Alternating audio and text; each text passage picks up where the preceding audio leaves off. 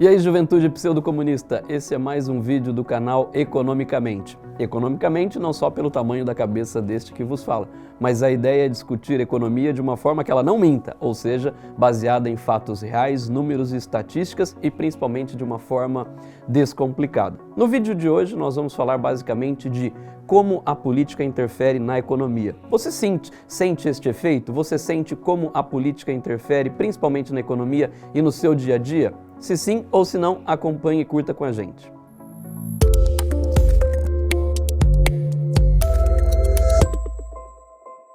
Para iniciar, vamos contextualizar um pouco. Provavelmente você deve se recordar das delações da JBS, principalmente depois de um período em que o Brasil estava se recuperando de 2 anos seguidos de recessão e que vem a bomba da delação da JBS. O que nós sentimos no dia seguinte da delação? A bolsa caiu quase 10% e o câmbio passou de 3,40. Mas qual o impacto desta delação na economia e principalmente seu impacto que veio da política?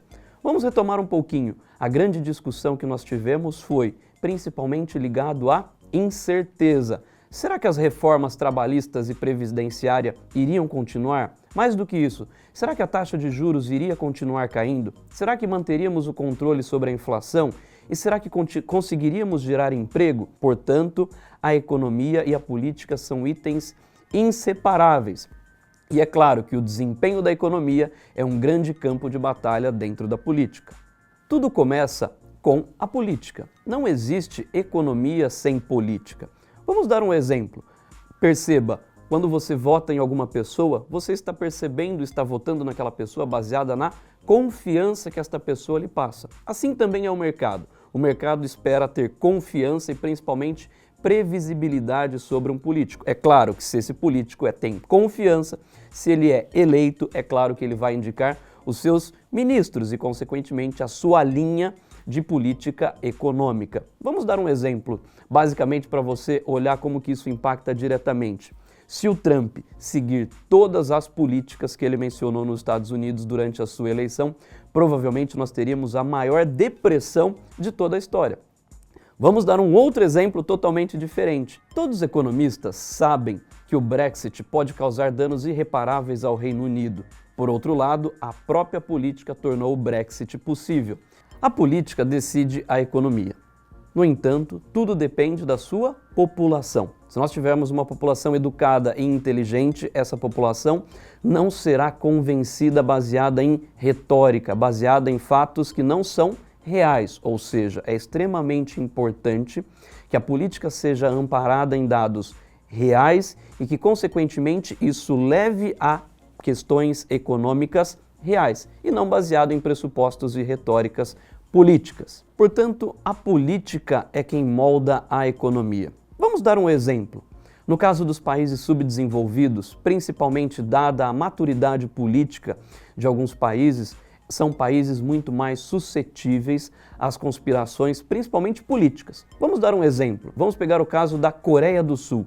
Porque a Coreia do Sul, em 1960, era um país extremamente pobre e hoje é um país desenvolvido e com liderança em tecnologia e produtividade.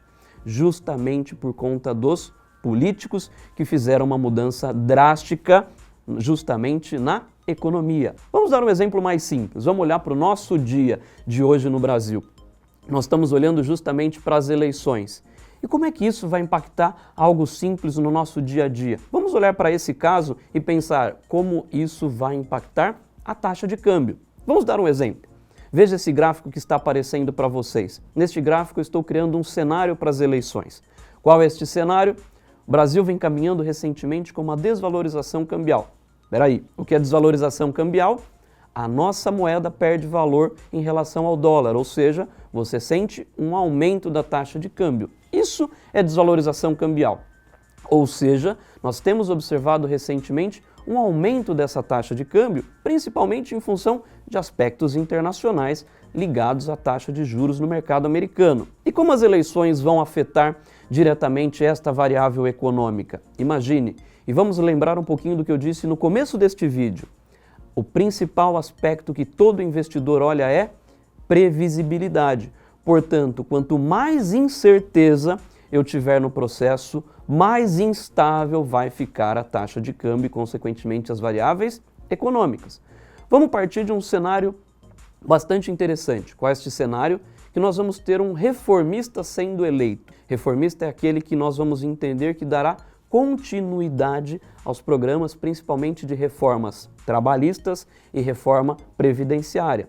Essas reformas são necessárias principalmente para a continuidade e sustentabilidade do crescimento econômico da economia brasileira. Portanto, vamos pegar esse cenário, onde nós tenhamos candidatos reformistas indo para o segundo turno. Eu sigo muito mais esse gráfico que está aparecendo para vocês. Ou seja, à medida que iniciarem as eleições, nós vamos ter vários candidatos, seja Ciro Gomes, seja Boulos, seja Bolsonaro, todos eles têm chance de ir para o segundo turno. Ou seja, com muita incerteza, o mercado irá reagir com uma taxa de câmbio se desvalorizando ainda mais. E essa taxa de câmbio após a eleição tende a convergir e se valorizar, ou seja, reduzir para um nível mais baixo, próximo a 3,45. Portanto, a grande discussão, independente do contexto de eleição ou não, é onde a política causa efeitos na economia, principalmente através de incerteza. Esse é um ponto central da nossa discussão. Vamos imaginar o pior cenário do mundo e onde é que todo esse meu gráfico ele vai por água abaixo. Imagine segundo turno, Ciro Gomes e Boulos sendo eleito. Na realidade, sendo eleitos, não. Indo para o segundo turno, o mercado não conhece, não faz a mínima ideia de como esses candidatos vão tratar a política ou se vão seguir um governo totalmente esquerdista. Portanto, essa taxa de câmbio ela vai provavelmente para cima dos R$4.